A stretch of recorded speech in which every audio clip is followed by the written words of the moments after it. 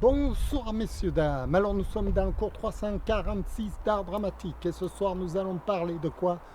De la fonction du comédien sur scène. La fonction du comédien. Alors c'est une notion haut placée parce que le comédien c'est une espèce de scientifique, un scientifique des relations humaines.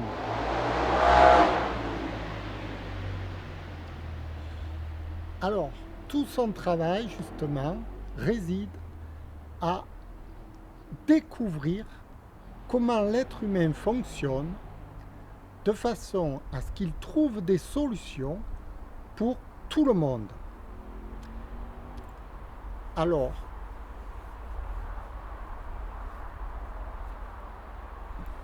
c'est très important ce que je viens de vous dire, hein. Vous voyez un peu le haut degré de connaissance qu'il faut atteindre quand on est comédien. C'est-à-dire que un comédien, tant qu'il ne sait pas ce qu'il fait sur scène, c'est quelqu'un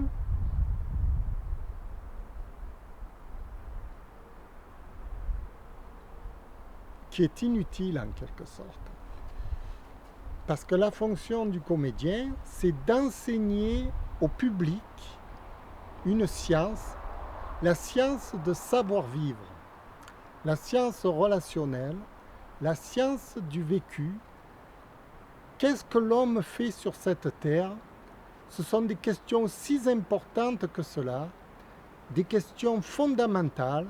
C'est une espèce de théoricien de la vie et qui va vous démontrer par son apparence, par sa façon d'être, comment il faut vivre. Parce que le comédien doit être un exemple pour la société.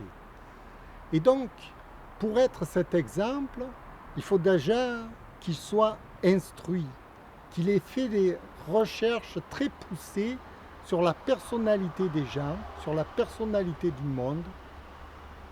À quoi sert l'homme sur la terre?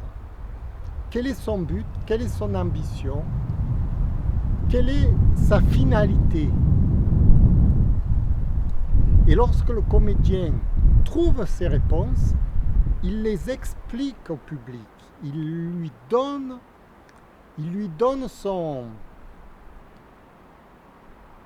sa résonance, son savoir-faire, son savoir-vivre. Alors, évidemment, ce cours d'art dramatique est présenté par Jean-Philippe Tchifteyan, qui est moi-même. Alors, normalement, je suis un personnage. Je suis Philou Dingo. Je suis le personnage de Philou Dingo. Mais j'ai constaté que il y a un problème. Parce que quand je parle au nom de Philou Dingo, les gens, le public, prend ça très au sérieux. J'ai été sanctionné, c'est-à-dire que Philou Dingo a été sanctionné par les instances qui surveillent les médias. C'est absurde. C'est un peu comme si on sanctionnait Donald Duck ou Mickey Mouse d'avoir attrapé le chat ou de l'avoir mangé. C'est absurde. C'est un personnage fictif. Tout ce qu'il dit, tout ce qu'il fait n'a aucune importance. Eh bien non. On ne peut pas présenter des personnages imaginaires à la télé. C'est fini. On ne peut plus être dans le conte de fées. On est obligé de rentrer dans la réalité pure et dure. Ce qui est une aberration totale. Je vous l'ai déjà expliqué. Je ne peux pas être réel puisque je suis dans un poste de télévision. Donc tout ce que je dis, c'est absurde. C'est de la virtualité. Mais aux yeux du grand public, aux yeux des instances médiatiques, ils prennent ça très très au sérieux, la moindre parole que l'on dit. Alors, on va rentrer dans ce jeu. Donc, je suis Jean-Philippe Tchifteyan.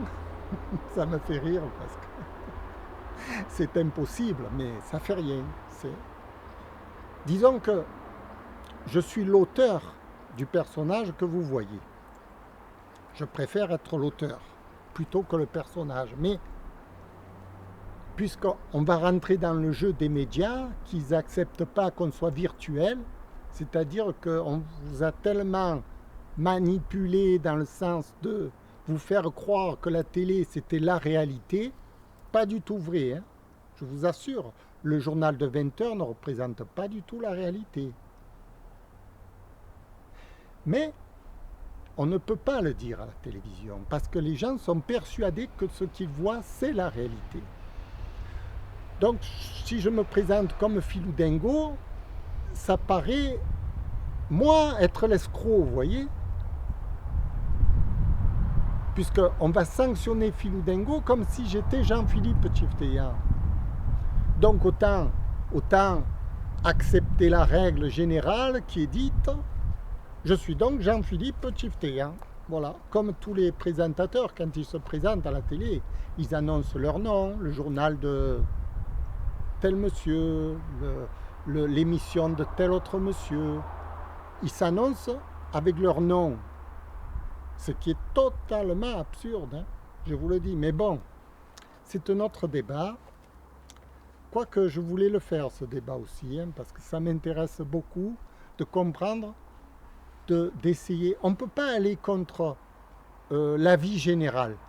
S'il y a 100 personnes qui pensent que le noir, ça, s'il y a 100 personnes qui disent que ce n'est pas un arbre, moi, si je viens derrière et puis que je dis que c'est un arbre, je me fais lyncher. Donc, j'accepte que ça, ce n'est pas un arbre, que ça, ce que vous voyez, c'est Jean-Philippe Tchifteyan, en chair et en os, vous pouvez le toucher, vous pouvez l'attraper, vous pouvez faire ce que vous voulez, hein. Voilà. Et ce que je dis, c'est la pure vérité de Jean-Philippe Tchifteyan, sur laquelle je vais être sanctionné par les médias, parce que ce que je dirai aujourd'hui ne sera pas vrai demain. Et quand on va me revoir les images, on va dire, mais monsieur, vous avez dit ça, et vous voyez que vous le dites, hein. Donc, je suis mort. Mais on joue dans cette cour ridicule où chacun dit sa propre vérité et pense que c'est la vérité. Rien de plus stupide. Et le cours d'art dramatique, c'est pour vous prouver que toutes les images sont fausses et que le monde est complètement virtuel dans le sens où il n'y a pas de vérité dans ce monde. Aucune vérité n'est juste. Mais ça, comment voulez-vous dire aux gens qui vous regardent qu'il n'y a pas de vérité? Les gens vont regarder dans leur poche, vont regarder leur argent, ils vont dire, voilà, j'ai 100 euros aujourd'hui. Ben ça, c'est une vérité, j'ai 100 euros.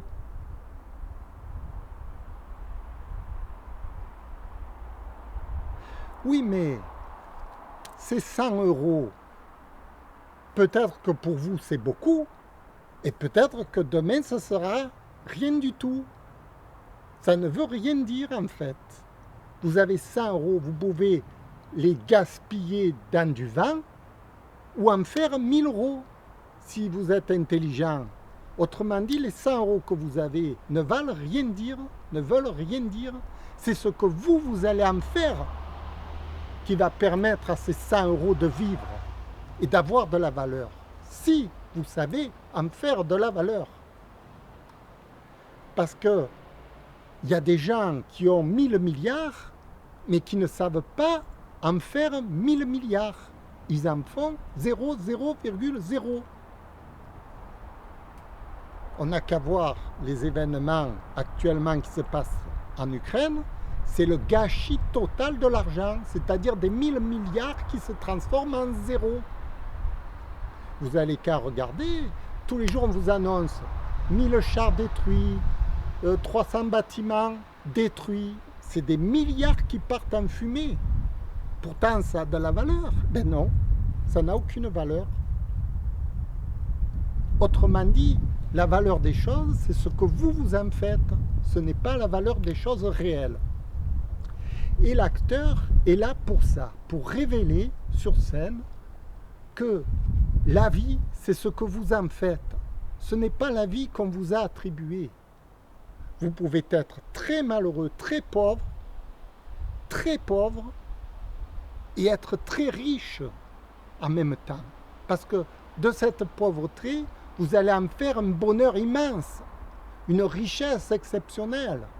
Quand je regarde les enfants qui jouent au ballon, d'un petit ballon, de rien du tout, ils en font un monde extraordinaire dans leur tête. Alors qu'ils jouent avec quoi? Avec un simple ballon sur du sable. Mais ce sable devient le stade Maracana, le stade de France, ou ce que vous voulez, ça devient la Coupe du Monde, ça devient rien du tout, ils en font une merveille. Donc, la vie, c'est ce que vous en faites qui va faire la valeur de cette vie.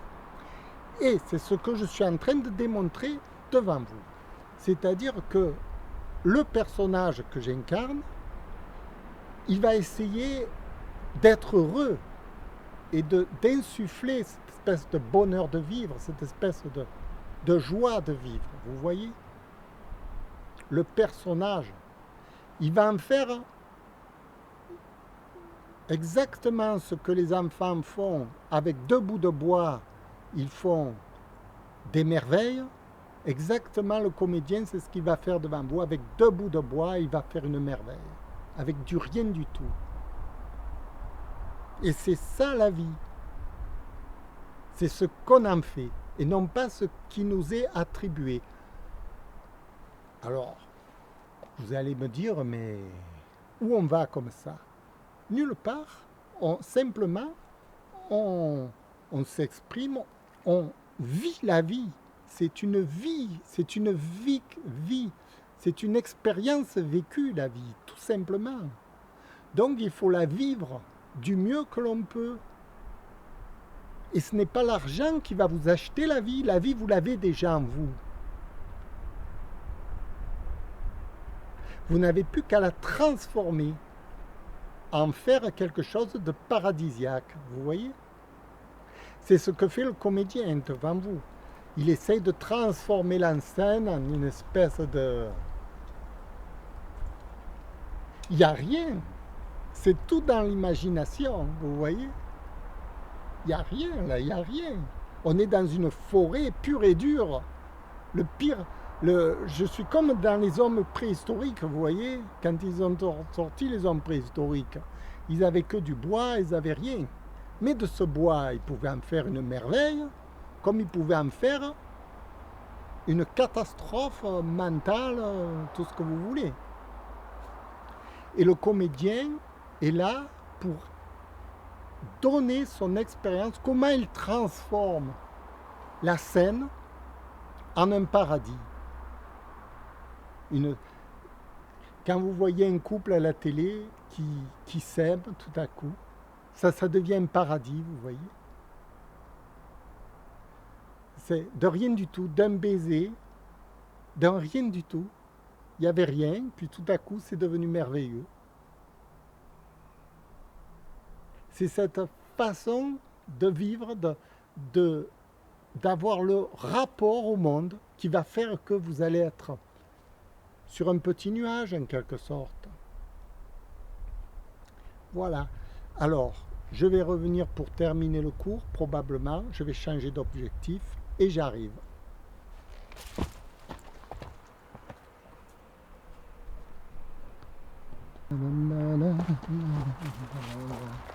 Voilà. Rebonsoir. Alors, ce soir, voilà, je vais vous expliquer donc quelle est la fonction du comédien sur scène. Donc, c'est d'insuffler le bonheur aux téléspectateurs. Et quoi de plus intéressant pour insuffler le bonheur qu'un instrument de musique? Alors.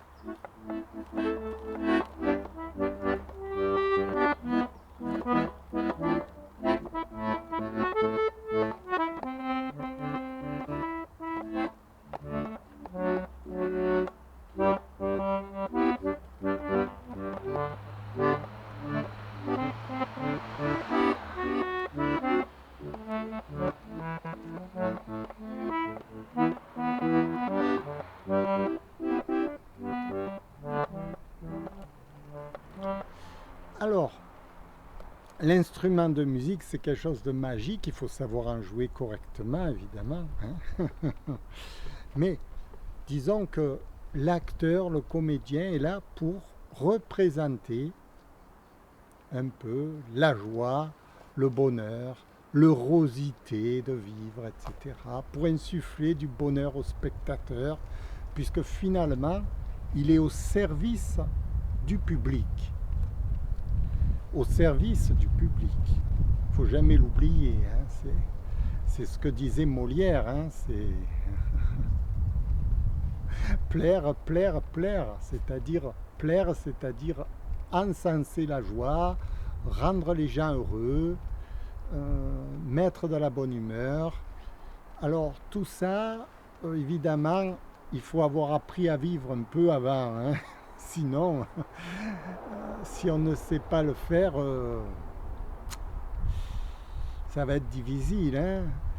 Alors il faut comprendre la signification de tout ça, parce que c'est aussi très important, la philosophie, les convictions personnelles, etc. La vie, c'est un exemple qu'on a à donner aux autres pour qu'ils soient heureux, en quelque sorte, pour qu'ils aient envie de vous imiter, vous voyez. Ma plus grande fierté, c'est quand on essaye de m'imiter. Ça, c'est fantastique. Évidemment, les copies ne sont pas bonnes, il faut m'imiter dans le sens réel des choses. C'est pourquoi je vous apprends comment je joue, de façon à ce que vous puissiez réellement prendre le savoir-faire de l'acteur et du comédien, de façon à ce que vous puissiez vous-même incarner ce personnage qui vous êtes dans la vraie vie. Vous voyez ? Alors, qui vous êtes dans la vraie vie, il va falloir comprendre. C'est pas facile. Moi-même, j'ai beaucoup souffert pour comprendre qui j'étais, parce que c'est un capharnaüm là-dedans. Abominable, abominable. En général, les gens ne savent pas qui ils sont. Ils vivent, mais un jour c'est blanc, un jour c'est gris. Ils ne savent pas où ils vont, ils ne savent pas ce qu'ils font. Ils sont livrés en pâture, en quelque sorte, vous voyez, aux autres êtres humains qui vont les manipuler, etc. Il faut sortir de cette folie de croire que la vie dépend des autres. Elle ne dépend que de soi, la vie, et ce qu'on en fait pour soi. C'est pour ça que j'aime bien venir dans cette forêt. Il n'y a personne qui m'influence. Ma vie, je l'exprime comme je la pense, vous voyez. C'est-à-dire que si je suis heureux devant vous, c'est parce que je pense que la vie doit être belle. Et je ne suis pas un enfant gâté, hein. Ne croyez pas ça. Hein. Moi aussi j'ai joué au ballon, moi aussi j'ai fait les 400 bêtises, moi aussi j'avais pas d'argent, moi aussi tout était dur dans ma vie. Mais j'en suis arrivé à la conclusion que tout ce qu'on ne m'a pas donné, on me l'a offert par le fait que c'est moi qui me le suis acquis, vous voyez.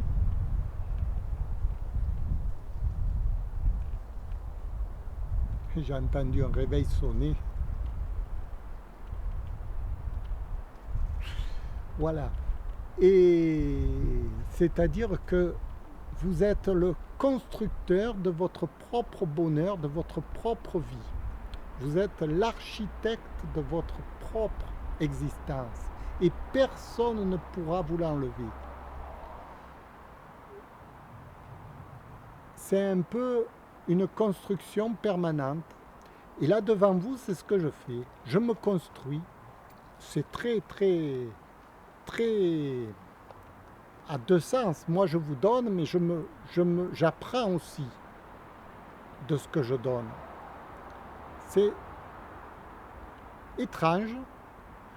Je ne pensais pas que j'en serais là, mais c'est la réalité, parce que je me rends compte que j'évolue. Dans mes cours, par exemple, vous voyez, je me suis offert un accordéon, j'ai évolué, je parle de la posture du comédien, ça je ne l'avais pas il y a quelque temps. la posture du comédien, c'est quelque chose de nouveau pour moi. C'est venu après, bien après avoir compris ce que c'était que de jouer la comédie. Parce qu'une fois qu'on sait jouer la comédie, on va expérimenter. Et c'est en expérimentant qu'on va comprendre d'autres choses qui vont venir au fur et à mesure, enrichir vos connaissances et enrichir votre savoir-faire. Tout ça, c'est dans un mécanisme évolutif qui permet d'évoluer et toujours d'acquérir des connaissances qui vous enrichissent personnellement. C'est pourquoi je fais cette émission pour justement témoigner de ce qu'elle m'a enrichi, de ce que moi j'ai à offrir aux gens, de tout quoi. Voilà.